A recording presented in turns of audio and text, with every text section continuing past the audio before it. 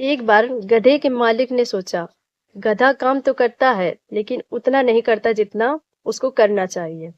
अब वो खान खाने में भी जितना समय लगाता है और आराम करने में, इसी काम निकलवाने के लिए कुछ ना कुछ तो इसको घुट्टी पिलानी पड़ेगी, कुछ ना कुछ तो जुगाड़ करना पड़ेगा।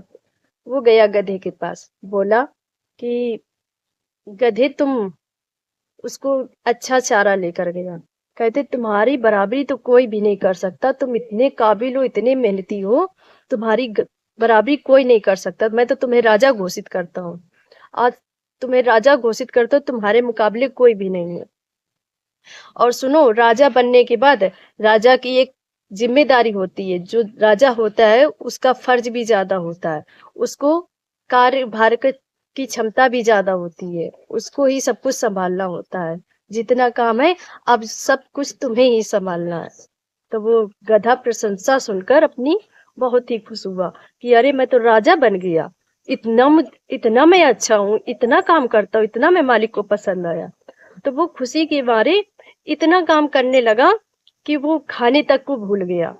खाता था तो चलते चलते थोड़ा बहुत खा लेता था, भरपेट नहीं खाता था काम की वजह से। अरे मेरे सिर पर तो बहुत सारा बोझ है, मैं राजा जो हूँ, मुझे तो बहुत सारा काम करना है। वो समय अपने लिए नहीं निकालता था। कभी कभी ज्यादा थकान की वजह से अगर भी बैठ भी जाए, सोने भी लगे, तुरंत झटपटा कर उठ जाता था। बोलता था अरे मुझे नींद कहाँ से आ गई, मेरे सिर पर तो बहुत काम है, मुझे तो बहुत सारा काम करना है।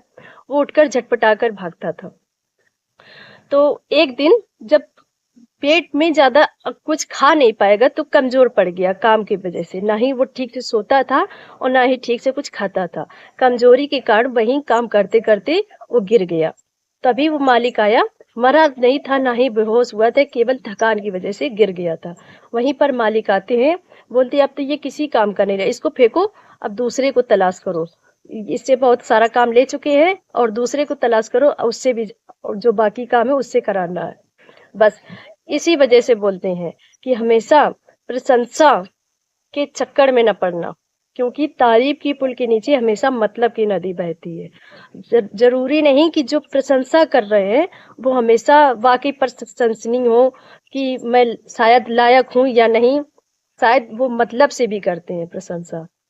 जरूरी नहीं है कि आप इतने काबिल हो तभी आपकी कोई प्रशंसा कर रहा है। आज मतलब से प्रशंसा की जाती है।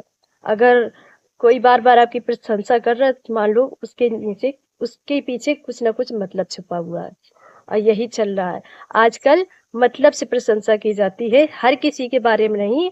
कभी कोई, कुछ लोग होते हैं और कुछ लोग झूठी तारीफ के चक्कर में अपने उसी गधे की तरह जुट पड़ते हैं, जो नहीं सोचते हैं कि शायद वो हमारी मौज लेने के लिए कर रहे हैं।